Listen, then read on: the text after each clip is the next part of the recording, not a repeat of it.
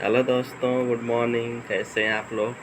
चलिए आज हम लोग एक और नई टॉपिक प्रोटीन के बारे में पढ़ेंगे। प्रोटीन एक बहुत ही महत्वपूर्ण पदार्थ है जो कि हमारे शरीर के लिए अत्यंत आवश्यक होता है। तो आज हम लोग प्रोटीन के बारे में अध्ययन करने वाले हैं। प्रोटीन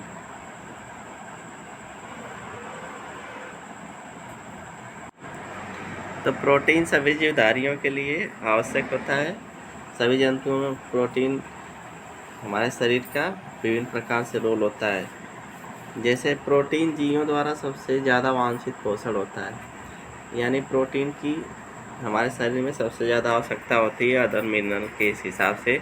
कार्बोहाइड्रेट हुआ, वसा हुआ या विटामिन हुआ, उन सबों की अपेक्षा जो प्रोटीन होता है इसकी सबसे अधिक आवश्यकता होती है हमारे शरीर में, वही लिखा है।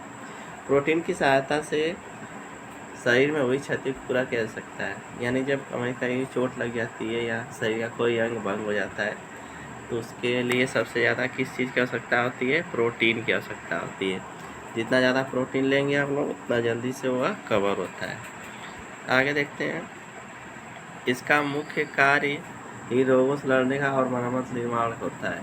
यह प्रोटीन का सबसे मुख्य क्या होता है? यह रोगों से लड़ती है और मरम्मत करती है शरीर का। यानी बताया ना, भी कहीं टूट फूट जाए तो वहाँ पे सबसे अधिक प्रोटीन का ही काम होता है। मानव शरीर का लगभग 15% भाग प्रोटीन से निर्मित होता है। सभी प्रोटीन में नाइट्रोजन पाया जाता है। कौन सा तत्व पाया जाता है? नाइट्रोजन। नेक्स्ट देखते हैं। प्रोटीन के स्रोत को यदि 1 ग्राम लिया जाए तो यह कुल 1 ग्राम प्रोटीन में 4000 कैलोरी देता है। यानी इस तरह समझिए कि एक ग्राम प्रोटीन से 4000 क्या मिलता है? कैलोरी ऊर्जा मिलती है। और प्रतिदिन सामान्य मनुष्य को 600 कैलोरी प्रोटीन की आवश्यकता होती है, ज़रूरत होती है। ठीक है। नेक्स्ट देखते हैं प्रोटीन के फायदे, यानी प्रोटीन क्या क्या हेल्प करता है हमारे शरीर में। एक एक करके देखते हैं। बहुत ही प्रोटीन भूख नियंत्रित रखती है, भूख का संतुलन निर्धारित होता है। यानी प्रोटीन क्या करती है? हमारी भूख को नियंत्रित करती है। प्रोटीन की मात्रा भरपूर होगी तो हमको भूख ज़्यादा नहीं लगती। ठीक है। प्रोटीन के सेवन से मांसपेशियाँ मजबूत होती हैं। देखते होंगे जितने भी जिम वगैरह करने वाले लोग या पहलवान होते हैं, कड़ी मेहनत करने वाले हैं, वो प्रोटीन वाली चीज़ें लेते हैं। इससे क्या होती है? आपकी ये जो मांसपेशियाँ होती हैं क्या होती है? काफ़ी मजबूत होती है। प्रोटीन वज़न कम करने में काफ़ी ज़्यादा सहायक होता है। प्रोटीनस वाली चीज़ें ज़्यादा खाएंगे तो वज़न आपका ज़्यादा नहीं बढ़ेगा। अगला देखते हैं क्या दिया है। प्रोटीन की रोग प्रतिरोधक क्षमता लाजवाब होती है। ये कोशिकाओं जीवद्रव्य ऊतकों के निर्माण में भाग लेते हैं। प्रोटीन बालों और त्वचा को खोई हुई रंगत लौटा देता है। यानी बाल और त्वचा में जो भी गड़बड़ी है, अगर अधिक मात्रा में प्रोटीन लेंगे तो उसकी रंगत क्या होती है? उसका हाव भाव पहले जैसे हो जाता है। प्रोटीन के सेवन से शरीर में रक्त कोशिका, नाखून, त्वचा, बाल और अन्य अंगों का निर्माण मरम्मत होती है। ठीक है। अगला देखते हैं। प्रोटीन के सेवन से तनाव को कम किया जा सकता है। जिसके शरीर में प्रोटीन कम रहता है उसमें तनाव ज़्यादा रहता है, तो अधिक से अधिक प्रोटीन सेवन करके शरीर के तनाव को कम किया जा सकता है। प्रोटीन की मदद से ऊतकों एवं कोशिकाओं की मरम्मत होती है।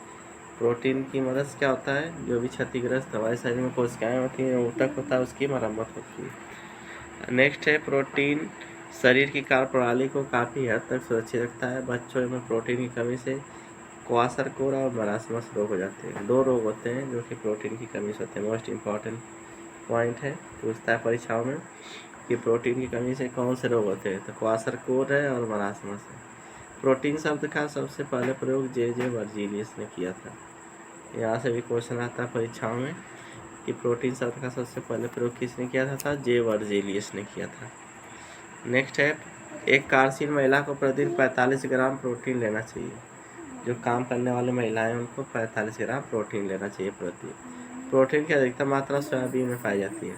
सबसे अधिक प्रोटीन किस में पाई जाती है? सोयाबीन में। दूध प्रोटीन को पचाने वाला एंजाइम रेनिन होता है।